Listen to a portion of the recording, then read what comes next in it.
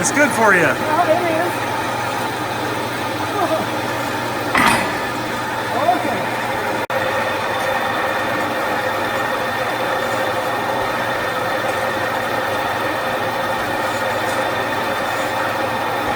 So last time it was too wide, and this time we've got to, so we're trying a smaller diameter outer piece to get a tighter bend. And we'll see what we end up with here. Alright, so we're making a test run on some test aluminum here.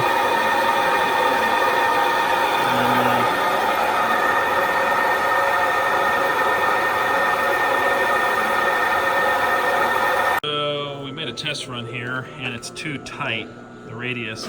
Because what was happening is our outer pipe there on the press was flexing. And so it was making a smaller radius bend than what we had wanted. All right, so we were straightening our device here because we bent the crap out of it, bending up the first piece of aluminum. So we were trying to straighten this thing back out, and it exploded, went off like a gunshot. That's a pretty good piece of solid steel that bent real bad when we were bending that first test aluminum hoop. That is some good aluminum. It's amazing.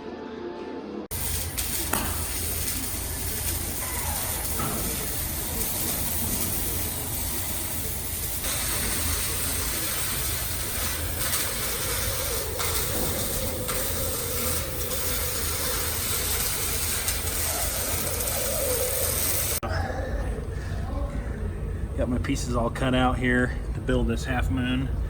I got to do a little shimming, get everything kind of set where it goes, and then I can weld this together. And I'm probably going to put a support in the middle here, something small, just to make sure it doesn't bow this.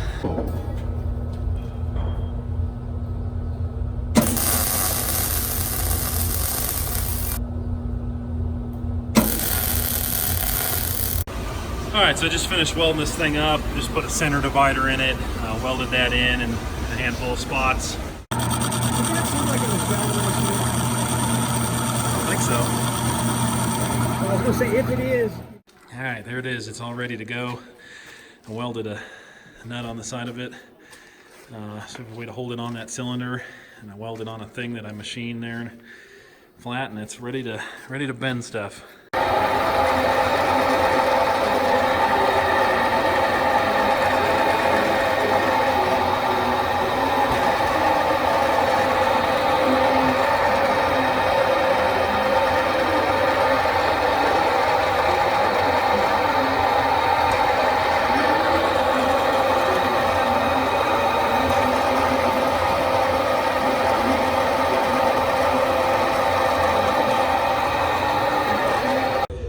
Alright, so I'm just working on straightening it this way. It needs to go just a little bit. It's just, if you look down them, they're not quite lined up.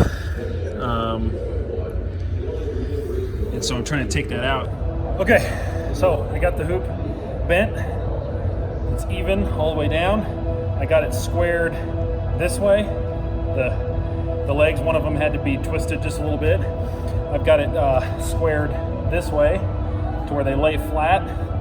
I mean, it's good to go. Totally squared and flat, and everything's, really super close. I got to cut off the ends. I may taper these a little bit for weight reduction. I haven't decided yet. And then the next step right now is I need to bend the chromoly plate that's going to fit on top of here. Where the pipe will weld the pipe to it and build the rest of it. So that's the next step. I'll probably get the plate on there and wait and cut these off a little later. So doing good. Everything's coming together. It looks good. So yeah, ready for the next step. So back to work. Okay, so I'm just working on the 4130 chromoly plate here that will go on the top of the hoop. Okay, so here we go. I got that flange bent. Fits real nice on there. Centered up, drilled and bolted on. Those are just temporary bolts. I don't have my aircraft bolts with me right now, but anyway, I just machined up this piece here. Got a really nice fit, so that when I do some welding to my upper pipe here on the fork, hopefully don't warp it too bad. Now this might not end up doing what I want to do. It may not help as much. I may get it stuck on here and I'm able to get it off. A lot of things could happen here. It may have just been a waste of time, but I'm trying to do what I can to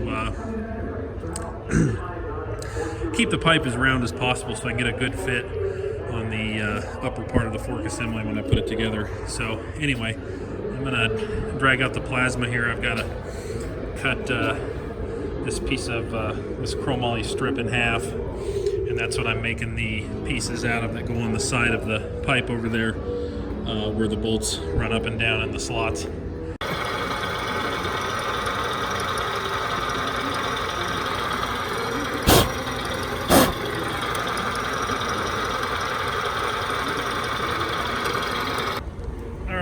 So, just cut off the fork at the right length I need it. All right, just finishing up drilling the bolt holes here for my blocks to go on the fork. Okay, so after looking at recessing the where the nuts are going to go down inside.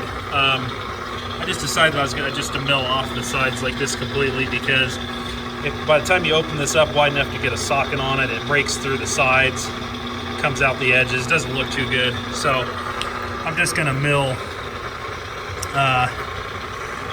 all the way across, you know, reduce a little bit of weight, kind of hide the nuts down in there where they go a little bit better, while still giving good support around the axle. So I gotta put a little style on them here. I cut the other edge already at an angle. Okay, there they are. Okay, so I'm just setting up the temporary jig to hold this thing so I can weld the pipe here to the flange and make the two pieces together. It's probably the hardest step of the whole thing, the most important to get lined up. Most difficult to set up a jig for and hold it all, and I'm utilizing this milling machine table, you know, to work off of, because it's pretty true. And basically, what I'm using is the axle and the pipe are what matters. Those two things are what I'm lining up at a 90. Of course, when you weld it, everything pulls around. That's the hard part. That's the stressful part is welding it and getting it to come out as straight as possible. So that's kind of the moment of truth.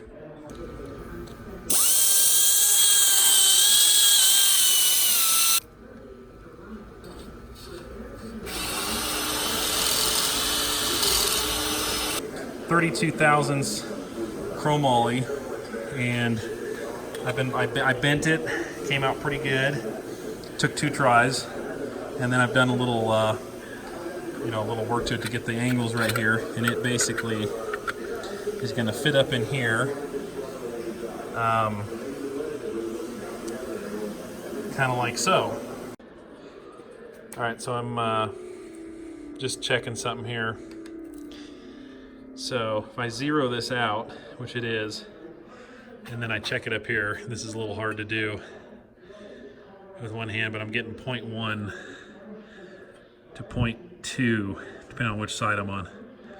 So 0.1 degrees, 0.2 on that side. And if I go over here on this side, I'm getting 0.1. So it's telling me that it's, you know, somewhere between 0.1 and 0.2 degrees off from being perfectly straight off this axle, and I think we can live with that. I made some couple of quick measurements. This is kind of a shoot from the hip kind of deal, and anyway, I'm really close. I've got just a hair under 2 1/4, and just a touch over on this side. And if you look right here, it's not quite bottoming out the axle, so it's perfect.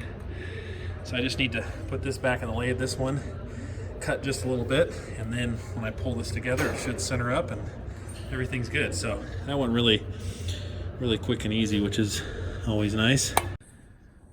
I just threw the first coat of primer on it. So anyway, yeah, looks good so far. It's not very warm out here, so I had the fork warm and I had the paint warm, but I'm not sure how good this is going to come out. Well, the painting was going pretty well at first, but before it was over, I managed to get some runs on it because it was just too cold where I was trying to paint it. So that's kind of unfortunate. It's got some runs right there that are pretty bad. It's kind of embarrassing, but that's pretty much typical for anything I try to paint. I find a way to screw it up, and when it's 30 degrees outside, well, I guess that's not hard to do. Okay, well, there it is, all put together and ready to go. And what's interesting is I knew I'd probably be able to run that tire at, similar pressure, maybe slightly lower than the mains, whereas the old tire had to be slightly higher than the mains, but it's really low. It's at 6 pounds, and it's squatting out on the floor a little bit, but not bad. Oh, and weight-wise, it's crazy. I measured everything, and it was telling me that it's lighter than the old setup, which I have no idea about because the fork was, like almost a pound heavier. But the tire is a little lighter. I'm going to say it's about a wash. Okay. Well, so I'm just taxiing around here and steering it around, and boy, it feels good. Doesn't feel any stiffer than the old tire at all. Dude, it almost feels easier, which is hard to imagine. But it's turning real nice.